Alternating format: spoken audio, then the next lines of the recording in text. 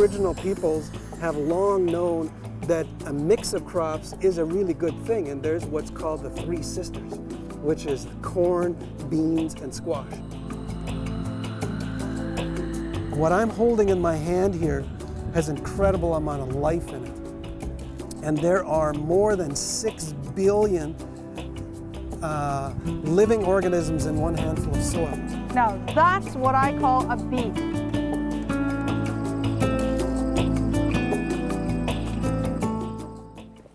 So hi, I'm Coleen and welcome to Vitality Gardening. We are near Thompson, Manitoba, and I'm joined by Barry Little. And Barry, you are an avid gardener and our gardening advisor for the North. Can you just tell us exactly where are we right now?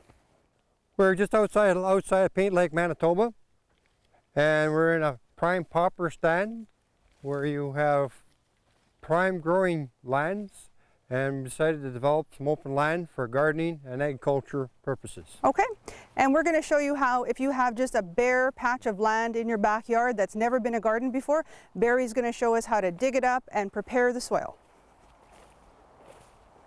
So Barry, this is your land here? Yes. And you've grown things here before? Yes, I have.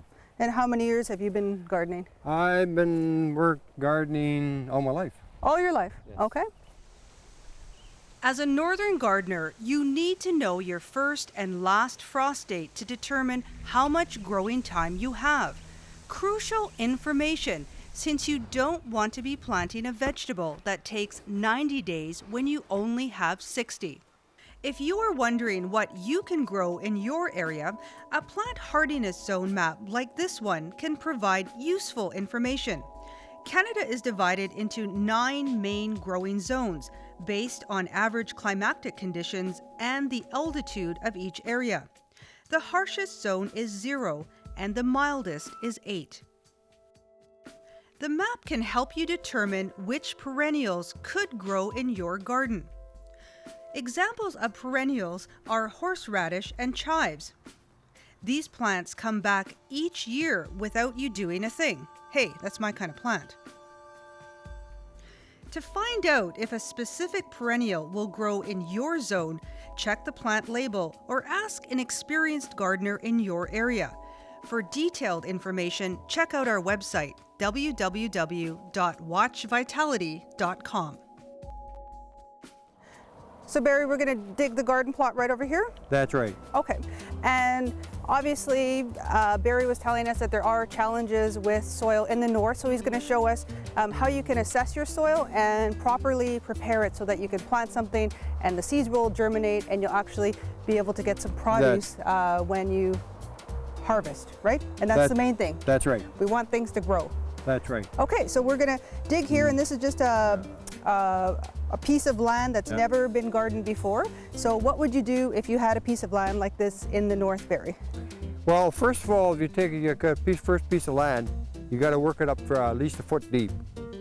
I tell all people, before you even start tilling up a garden, dig it this deep. The width of the shovel? Depth of the shovel. Okay. So here, I'll take a dig. So we should go in here. Yeah, you'll probably have to make I'll make a hole first, then make sure you get a different one. Yeah, okay, that's pretty hard. So then... Yeah, just like this. Okay. All right, the first cut's always the hardest, okay? Okay, you gotta jump on it. No, because always the first cut's always the hardest. The reason being, because you got to get a path started, okay? Once you get a path started, and I'll show you here. Now, as I explain to people, that's you don't have to take big hard chunks like that because you break your back in your shovel. Now, once you go into there, all you gotta do is little guys. See? Oh, okay. See, little guys like this. See? And see how I'm going down the full depth? Yep. How easy it is? This soil looks like it has clay in it. Yes, it is. Okay. So what would people do at home if you have this kind of soil? What do we need to add to the soil? You would have to add about peat to my soil. Peat moss? Yes, this soil is low. It's a pH of 6.5, which is perfect, it's neutral, which is good. But then it's low in sulfur, low in nitrogen. Okay. Okay. But when you start adding peat moss, which is organic, and it's quite available, which peat moss is acidic, which is a pH about a 5.5. Which means it's high sulfur, high nitrogen. So what do we have here, Barry? Inside the popper stand, the reason I say popper stand because where all these old stands are, now you have tons of leaves over the years build up. Now this stuff here is not peat moss. This is decomposed leaves. This is dirt. This is not peat moss. Feel it now. Have a feel now. Now smell that. That's the real that smells stuff. Good. That's the that real smells stuff. Good. So this is natural fertilizer. This is natural dirt fertilizer. Leaves Yes. that have decomposed. So just Yes. head into your poplar stand and then you would work this into the That's soil. right. Okay. That's right. And you know that's a great tip because for people like myself that grew up in the city, we head to the garden store to buy Right. fertilizer. And up here, if you live in the north, you can just head out to the bush and dig up some leaves and work it into the soil, and it's natural fertilizer. Well, also too is the reason that I push this this issue on it. Besides being organic, which I'm really in for, is you're in the middle of Timbuktu somewhere, and very little income. You have 7 kids. Now, you need a garden because the kids have to eat. Yes. So, I grew up a family of 9 kids. So, what commodity do you have on your hands? The land. And time, because you got all Land the and kids. Put them to work. This is what you got, and everybody eats well. And Barry's going to show us how to work it into the soil. Yes. Okay. And this is where our little Yes. patches that we dug up. And folks, you can see that the bugs around here are really Yes. bad, so you'll have to excuse us as we kind of bat them away. But that's just life. We're going to take a handful of regular straight clean. Barry says to hand blend it, but you could spread a layer over your plot and till it into the soil if needed. This stuff here gets wet, it gets like gum. Sort of like you're almost mixing a dough together. Almost. Just like yeah, baking. Yeah, mud pies, eh? Mm-hmm. Now, feel that going. Now, make it tighten it right now, and now flake it apart with your fingers. Oh, that feels so much better. Smell feels like Smell it. natural. Feels like natural mud. Smells entirely different Like yet, so, doesn't it? yes. Eh? The dirt and the Feels, clay, smells richer. it's got a richer flavor. Smells like yeah. something's going to grow in here. I explained this 3 years ago to a gentleman in, where's it now? St. Teresa, no, Wasagamik, that's what it was. And he had an area just as big as this. And I explained him to the shovel part, and he thought it was going to be a lot of work. I said, yes, it's going to be a lot of work. This year when I seen to him, he was praising himself. He's glad he did all this work, because this year he's become one of the best gardens in town. Coming up next on Vitality Gardening, we plant our northern garden in Woboden, Manitoba.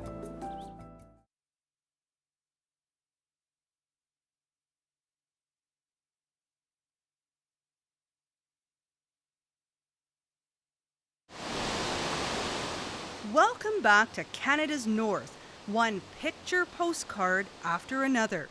We're just south of Thompson, Manitoba, where we'll be planting another Vitality Garden.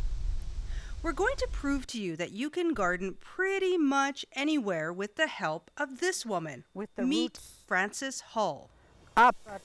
It's a flowering flower, tie it tight.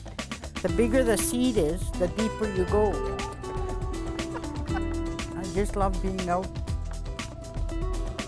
Frances is a hardy northerner, an educator, and most importantly for this show, a hardcore gardener who doesn't mind sharing. As long as I don't have to crawl in mud, then I'm okay. Exactly. Words of wisdom from a great-grandmother who learned gardening from her grandparents. When you get older, you learn a lot of these tricks that you get younger people to do your work. She's been gardening in northern Manitoba for her whole life. And this season, we are going to harvest the best of Frances and serve up a feast of knowledge for up-and-coming northern gardeners.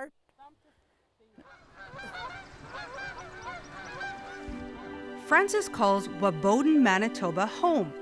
Almost directly on the 55th parallel, it is buried well into the Canadian Shield. Rugged rocky landscapes, covered with lakes and evergreen trees, come to mind when you think of this area.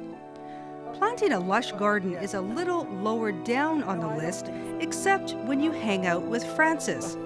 We catch up with her as she's preparing this year's garden. So when were the seeds started for the transplants, Frances? In May sometime. In May, okay. Yeah. And right here we have the plants that we're going to plant in our northern garden right here. Some vegetables need a little head start before they jump into the chilly soil. So Frances uses some plants grown in a greenhouse to get the best results, like tomatoes, which Frances is prepping for later today.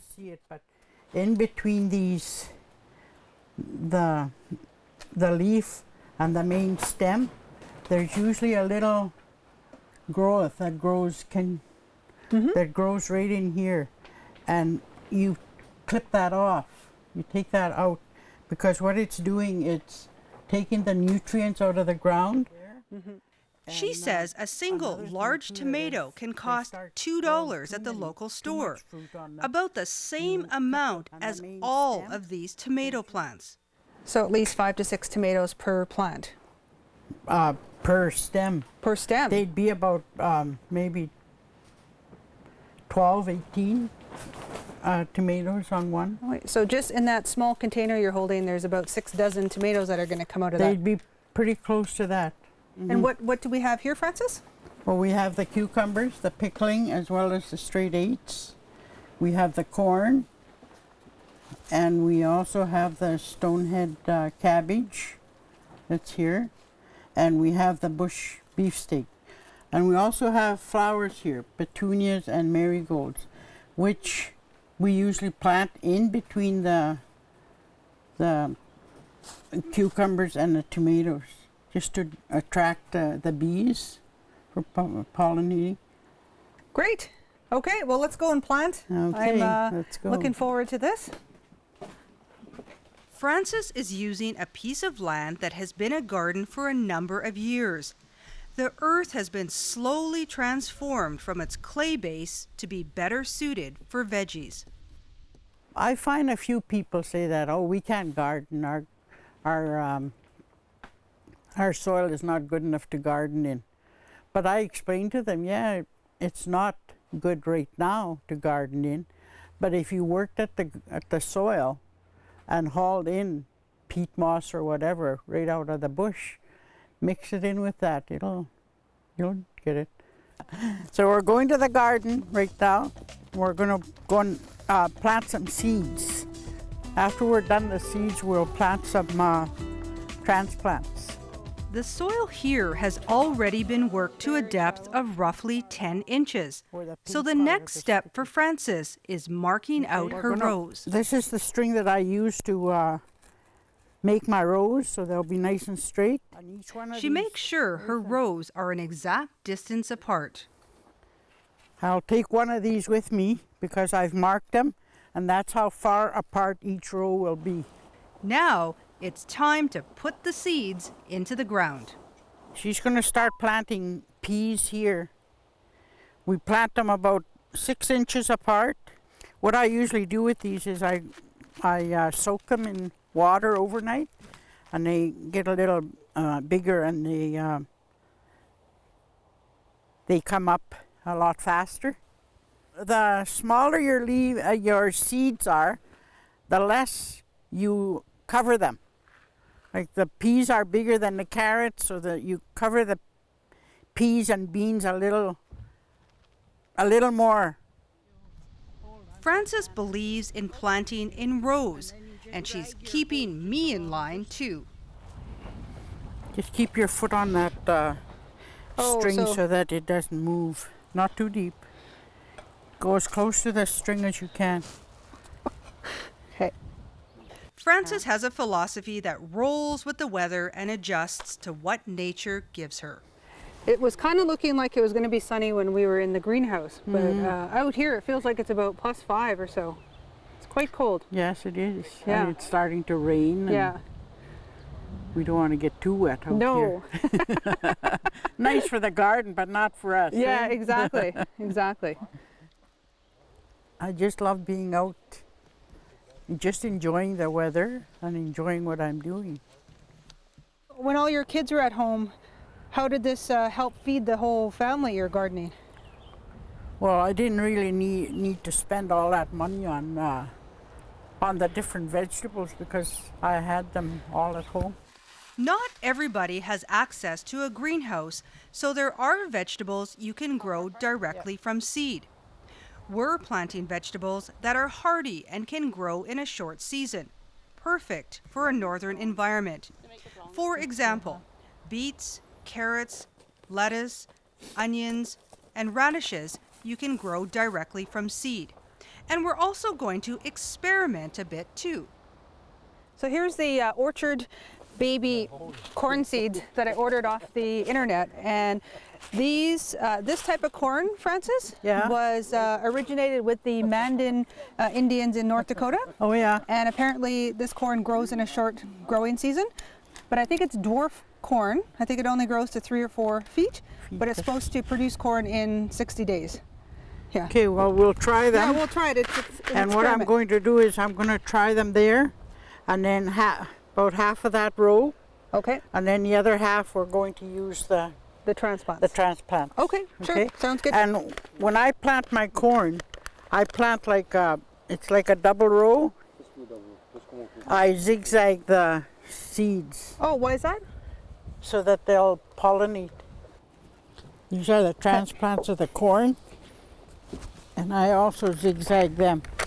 And we're getting some water because we're going to have to water the transplants. I'm learning a lot, and I will be taking some tomato plants back from Woboden, and I'll be testing out this flower technique at home.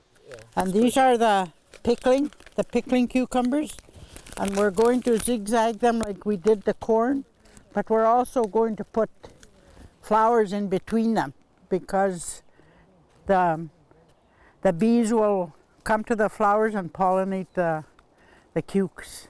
And I just plant them just in between, just so that the bees will get at the flowers. Mm-hmm.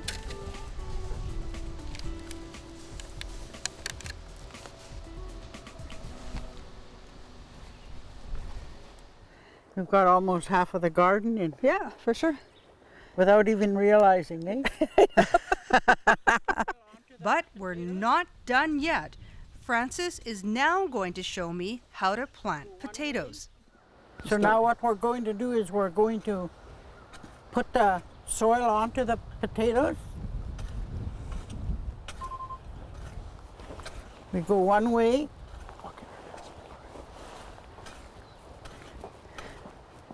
So you're digging it one way, sort of up in a hill. Into a hill, yeah. Okay. He's just holding that, you're digging, eh? You can have at least two to three eyes on each potato. And then you put them about, I'd say 16, 18 inches apart. And you make sure the eyes are up. The eyes are the little part of the potato that are like little belly buttons on it, and out of them come shoots. Now, as we wrap up in the garden, the final tip of the day for us. Don't plant onions beside the potatoes Why is that? because the potatoes will cry their eyes out. Well, there you have it. We put in our northern garden. Tune in soon when we head back to Woboden to see how our garden is growing.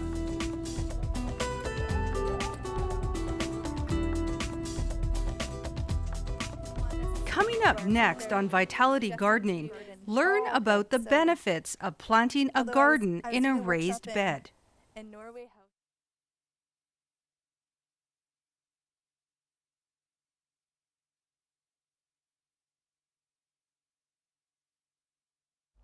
Look at this. What's his name again? Hercules. Pardon me? Hercules? Hercules is coming to help plant the garden. Look at Hercules. I brought some tomato plants from Winnipeg, and I brought a pumpkin. You like pumpkins? Come on. Come on. Come here, He's baby. saying, who the heck are Welcome you? back. What are you We're at doing the Thompson Zoo where I found a little friend who will be helping me plant our second northern garden.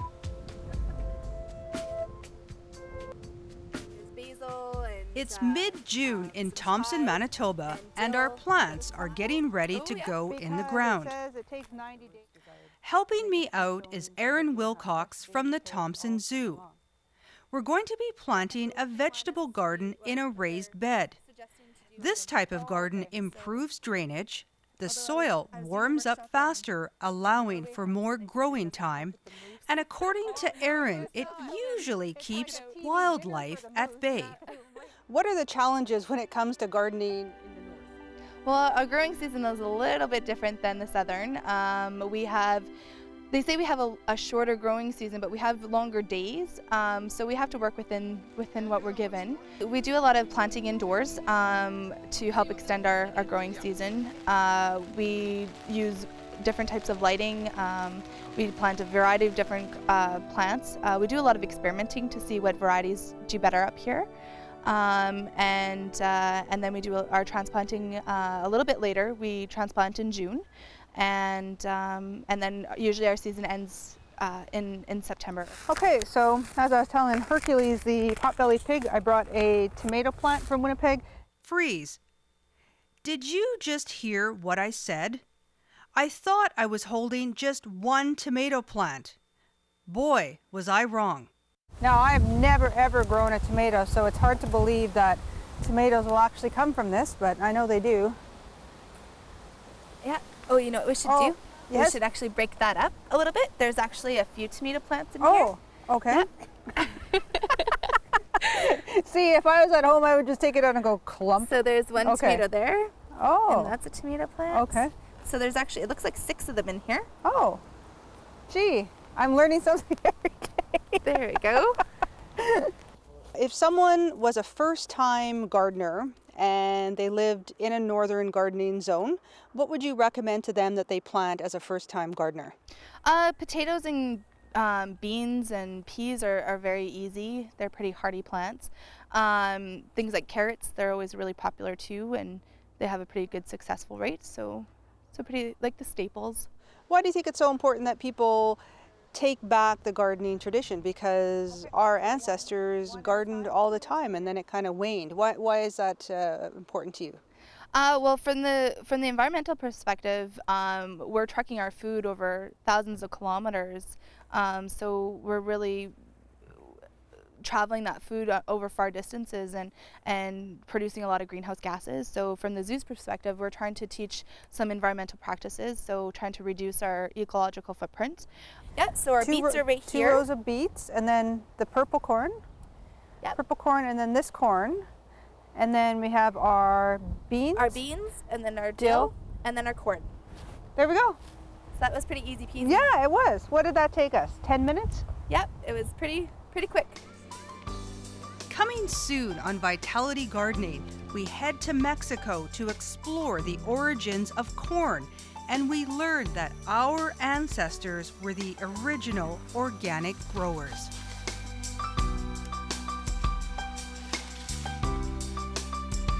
I'm walking next to all of these columns, and apparently there are 480 columns, and there used to be a roof over top, and this was the former marketplace of the Mayan people.